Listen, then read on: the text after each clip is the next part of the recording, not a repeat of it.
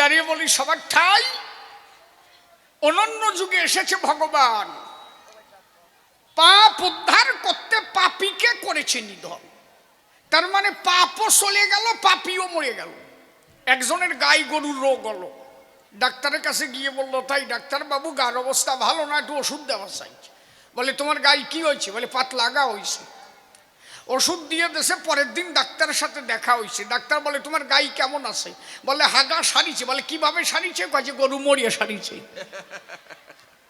হাগাও সারিছে কিন্তু গরুও মরিছে। কথা কও না, কার বোঝো না? তাহলে অনন্য যুগে পাপীও মরেছে, পাপও গেছে। তাহলে ভগবানের মহিমা কি করে প্রকাশ হলো? রাবণের গায়ে পাপ ছিল, রাবণকে বাঁচাইয়া পাপটাকে মেরে তারে যদি বাঁচাই সাধু বানানো যেত তাতে ধন্য হতো। কিন্তু দাঁড়িয়ে বলি সবার ঠাই পাপও গেল, রাবণও গেল, তাতে উপকার কি হইল? ভগবান চিন্তা করলো তাই এবার আবার মনে আছে, ভাবো আমি আর পাপীকে নিধন করব না, গায়ের থেকে পাপটাকে বের করে ঝেড়ে ফেলে দেব। তাই মহাপ্রভু এলো, বসে শোনেন জ্ঞানী দল, নাম অস্ত্রে পাপ খেদালো। কথা বুঝতেছ? মহাপ্রভু এলো, দুটি ভাই গৌর নিতাই নদিয়া ভরে গান গায়, হরিনাম দিয়ে জগৎ মাতায়, তাতে পাপ তোরে যায়।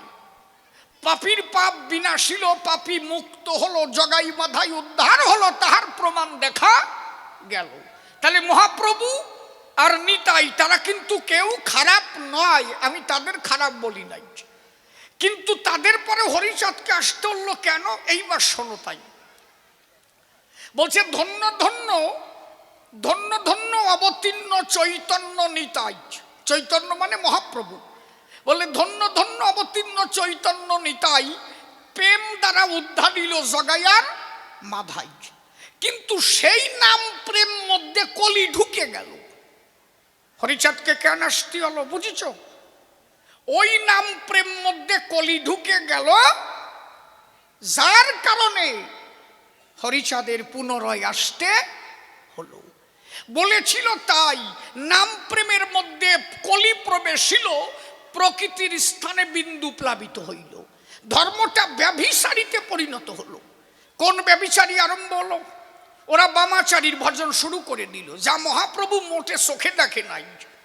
সেই বামাচারী ভজনের শিরোমণি বসে শোনেন জ্ঞানী গুণী চণ্ডীদাস আর রজকিনী। এই ভজন শুরু করলেন কে? নিত্যানন্দ মহাপ্রভুর বড় ছেলে, যারে এই নিত্যানন্দ মহাপ্রভুর ছোট ছেলে, যারে বীরভদ্র কয়।